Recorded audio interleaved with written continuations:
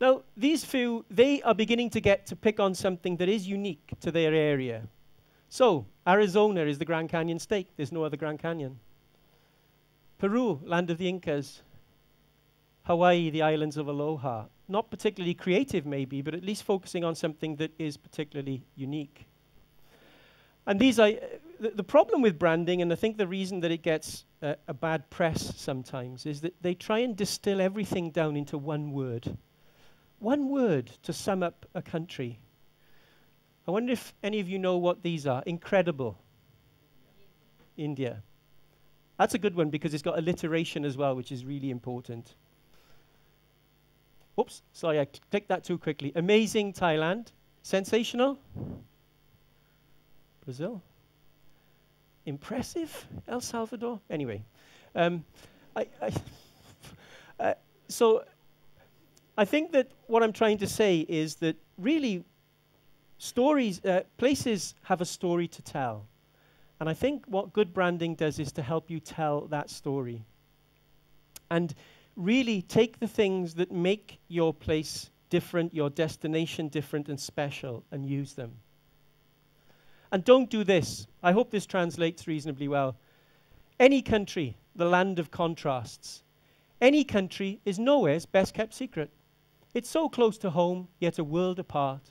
The perfect place to escape the stress and strains of modern life. Come and discover any country's many hidden gems, and so it goes on. I mean, that's in English, but so many times I've seen brochures from places that say all of those things.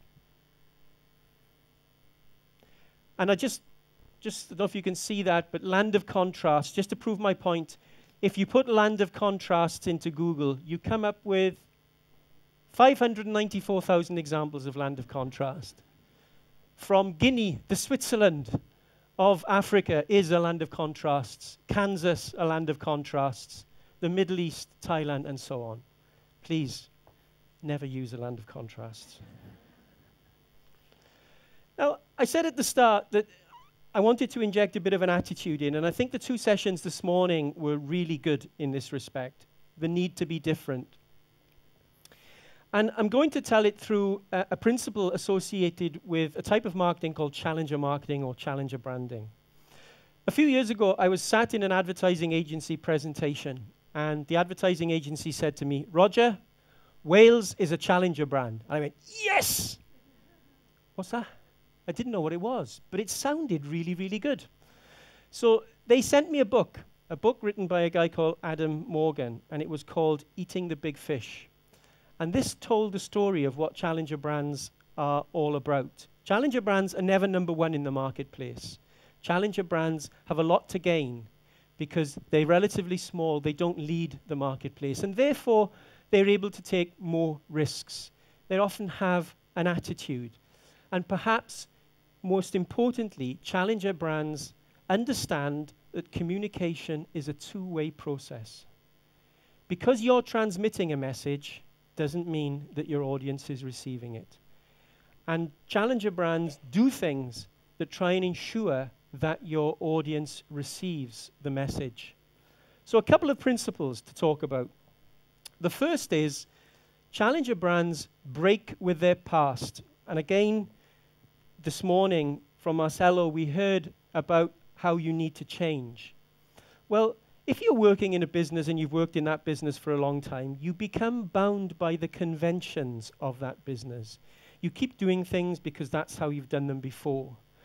But when Richard Branson came to the airline industry, he knew nothing about airlines, but he knew a lot about entertainment. And he brought all the principles of entertainment to an airline. So he introduced things that we now regard as the norm, things like seat-back entertainment, in-flight massage, great clubhouses, and so on, and all of these things. They were the first, and others follow and imitate. But one of the things that makes Virgin stand out is their innovation, and that came originally because Richard Branson didn't know anything about airlines. Challenger brands have a strong lighthouse mentality, and so what that means is a lighthouse is something you can't ignore. It shines for everybody to see.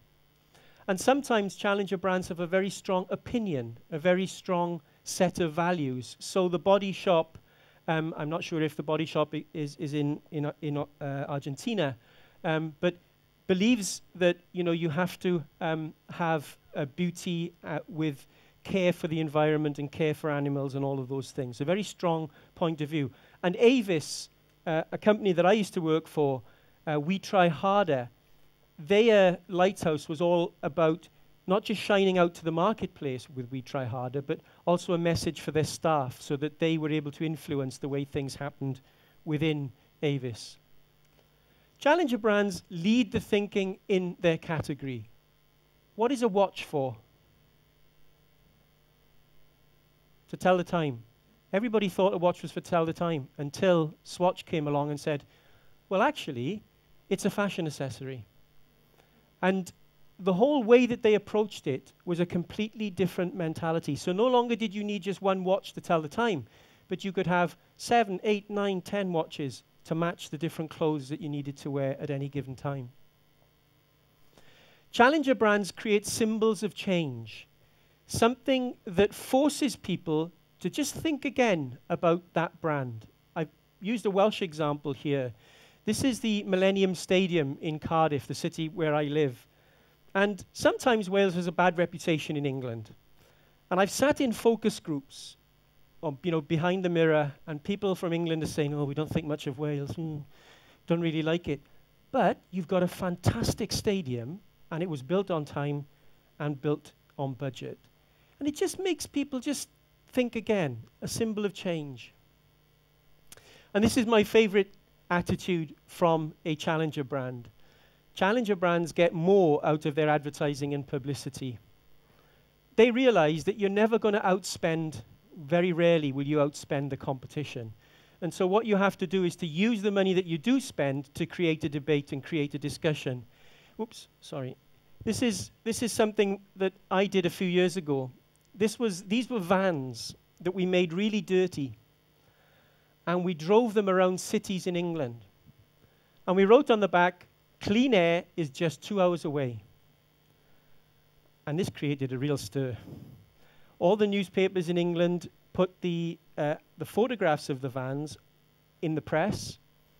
They thought we had hundreds of these vans driving around England. We actually had 2, one in London and one in Manchester. But because of what we did, and we were brave enough to do it, we created a debate and we got huge coverage for it. And that was actually voted 2 years ago as the 3rd best ever piece of direct marketing in the UK.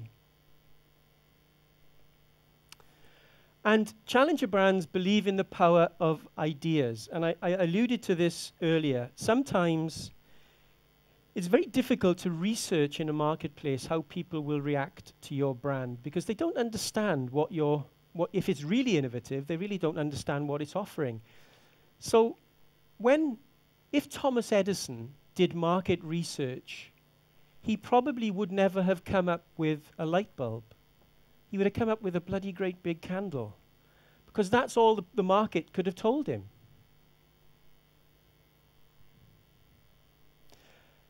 Challenger brands turn tedium to media. They look at everything that they do and see whether there's an opportunity to deliver a message. So they don't just deliver messages through paid-for advertising. They look at their packaging and all the things that they do, their lorries on the road, to try and convey a message. And this is an example that we used in the Ryder Cup. I'll talk about the Ryder Cup a little bit more later. And when I went to the previous Ryder Cup, Wales hosted the Ryder Cup last year, I noticed that nobody was using the back of the stands. So I went to the European tour and I said, can we put an ad on the back of your stand? And they said, okay. So what we did was we took 5 or 6 of the backs of the stands and we put very creative, hopefully, ads on them. And finally, in terms of principle, challenger brands think outside the triangle. Whenever you have to develop a marketing plan, you generally look at 3 things. You look at the properties of the brand, your business, what you offer. You look at what consumers want and require. And you look at what's going on in the sector that you operate or the market that you operate. That's traditionally how you would develop any marketing plan. But challenger brands think outside the triangle. An example, Chupa Chups. Chupa Chups actually did some research, and they came up with a conclusion that people who wanted a lollipop didn't just want candy or a sweet. They were people with an oral fixation. And so they actually rethought about what lollipops could be. So they decided that they were going to market Chupa Chups lollipops at adults, not children. And so what they did was they ensured that when there was a Hollywood awards night, that people would run up to the people who were receiving awards outside as they were walking up the red carpet and give them a lollipop. So they would walk in, suck in a Chupa Chups lollipop. They went to some of the best nightclubs in America, and for the cocktails, they gave them Chupa Chups lollipops so they could stir the cocktails. And all of a sudden, they opened up a completely new market for Chupa Chups because they actually thought outside. They thought in a different market to the one that they were operating in. And I probably don't have time, but I could use examples of Apple and Lush and how they have taken things from outside their market and introduced them to the sector that they operate in. I just want to bring this all back to tourism then, and just show how, in one case, we developed a strategy that I hope took on board Challenger principles in the way in which we developed our marketing. And that was for golf tourism. And I know golf tourism is important in Argentina. But when we started out on this, when we bid for the Ryder Cup, Wales wasn't a golf destination. We only had 30,000 golf visitors a year. It was worth about £7 million. So we had a really big, tough ask to get on the golfing itinerary. But we knew that golf was becoming an increasingly popular sport. But our competition had really strong positionings. Scotland, the home of golf. How can you compete with that? The home of golf. Ireland was about golf and the crack, and they developed a lot of golf activity on the back of their association with people who had emigrated. But what we found was that it was all very traditional. They were targeting a very traditional market, and it was a really good opportunity for a completely challenger approach. We found that a lot of people who were playing golf in the UK and in our key markets were getting younger, not the traditional golfer. And increasingly, time was their currency. Time was getting closer to things was more important to them. A lot of new golfers were women. Catherine Zeta-Jones, famous Welsh woman, is an example. And a lot of fashion brands were beginning to associate with golf. And golf fashion was going onto the high street, and high street brands were trying to get into golf. So our conclusion was that the bulk of golf tourism seems to cater for the establishment of golf. Okay. So we came up with a different approach. What do we know about golf in Wales? Firstly, well, there were easy access to tee times because nobody was coming. In Wales, you could play golf at your own pace. It was unhurried. We knew that most of our golf courses were in beautiful natural environments. There was still a genuine welcome at Welsh golf clubs. There was no unnaturally scorching hot sun. Couldn't understand these people who were going to Dubai and southern Spain to get baked.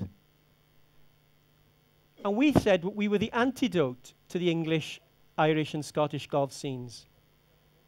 You didn't have to take out a loan or a mortgage to pay for a round of golf, and it was relatively easy access. So we summed this up as golf as it should be. And we started having an opinion that this is actually how golf should be. And I'll just show you some of the creative that comes from this process. Because every other golf ad that we used to see just showed beautiful fairways, lush greens. So we did something different. There's stuffy golf, in other words, golf in England, and there's golf in Wales. There's golf, and there's smiling golf in Wales. There's stressful golf, and there's golf in Wales. Another smiley bunker. There's overcrowded golf, and there's golf in Wales. There's expensive golf, and there's golf in Wales. and we offered easy access, so golf was just a short drive away from our English markets. And this is my favorite. We wanted to talk to ladies as well, so Wales was for ladies who took their golf seriously.